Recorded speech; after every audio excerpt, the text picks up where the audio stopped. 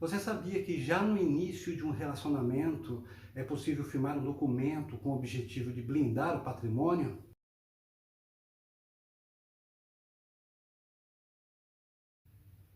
Antes da gente começar a falar do assunto, eu peço a vocês que se inscrevam no canal, curtam e compartilhem os vídeos. Hoje em dia, é possível firmar um documento chamado contrato de namoro.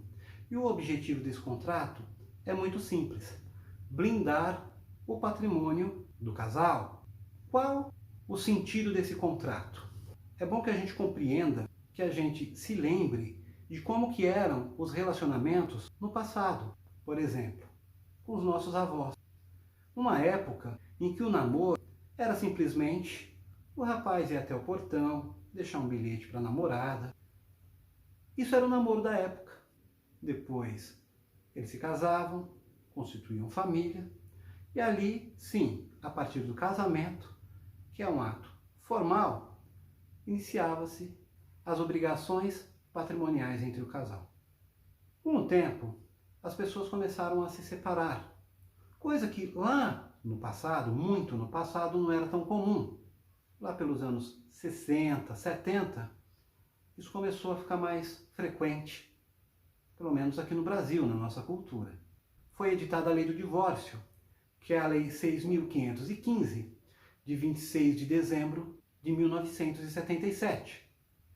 Com o passar do tempo, dada a evolução da sociedade, a forma com que as pessoas passaram a se relacionar, houve a necessidade da edição de uma lei que estabeleceu a união estável. A união estável, ela configura-se pela convivência pública, contínua e duradoura, com o objetivo de constituição de família. Diferente do casamento, que é um ato formal, a união estável, ela se caracteriza informalmente, pela mera convivência pública, contínua e duradoura. O contrato de namoro, portanto, ele visa afastar os efeitos da união estável, justamente porque hoje em dia os relacionamentos eles são mais íntimos, mais próximos. As pessoas namoram e ficam um dia, dois, três na casa do namorado e vice-versa. Se apresentam socialmente juntos. E como a lei estabelece que a família ela é reconhecida nos casos da união estável, a lei também impõe ali a responsabilidade patrimonial. Então, um relacionamento que inicia-se sendo um mero namoro, mas que começa a ter essas características da união estável, pode muito bem ser reconhecido ou entendido como uma união estável. E a partir daí, haver responsabilização patrimonial, que a gente chama de comunhão de bens. Existem no Brasil 4 regimes de bens. Quais são? O regime da comunhão parcial de bens, o regime da separação total de bens, o regime da comunhão universal de bens e, por quarto e último, o regime da participação final nos aquestos. No regime da comunhão universal de bens, o patrimônio é comum.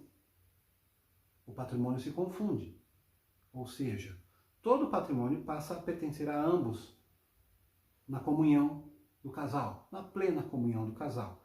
Seja o casal casados formalmente, ou seja, este casal unidos pela união estável. A separação de bens é o contrário. Não há uma comunicação entre os bens. Esses bens não se confundem. Cada qual mantém o seu bem e a administração dos bens.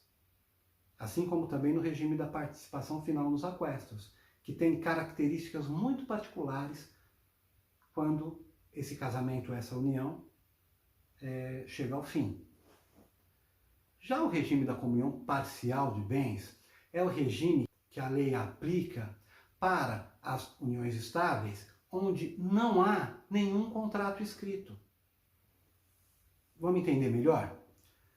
O casal ele estabelece ele decide, o casal junto ali decide o seguinte: olha, nós vamos viver em união estável, nós vamos morar juntos, ou vamos manter uma união estável sem mesmo morar juntos. Isso é possível.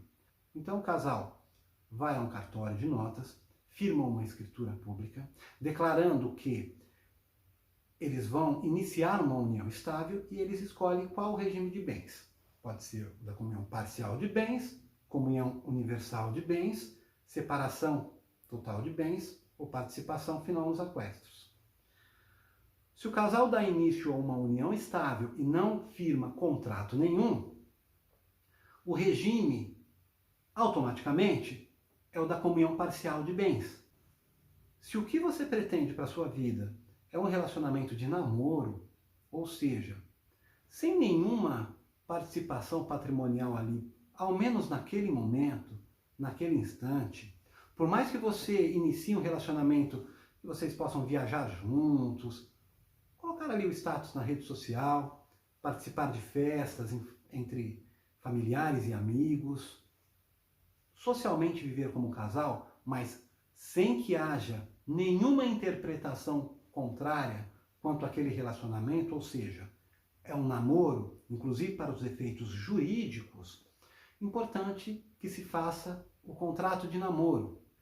O contrato de namoro serve justamente para proteger o seu patrimônio e deixar muito claro, dentro da sua relação, quais são os objetivos, ou seja, quais são as pretensões, ao menos de momento.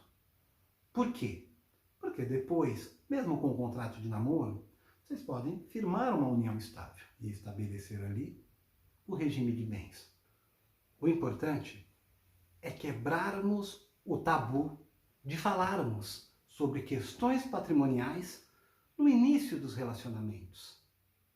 Isso é importante, é uma precaução para que lá na frente, uma eventual separação não doa tanto, não cause tanto constrangimento, tanto aborrecimento.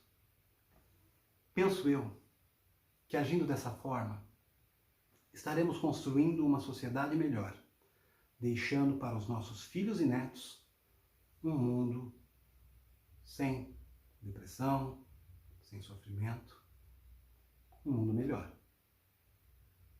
Muito obrigado e até o próximo vídeo.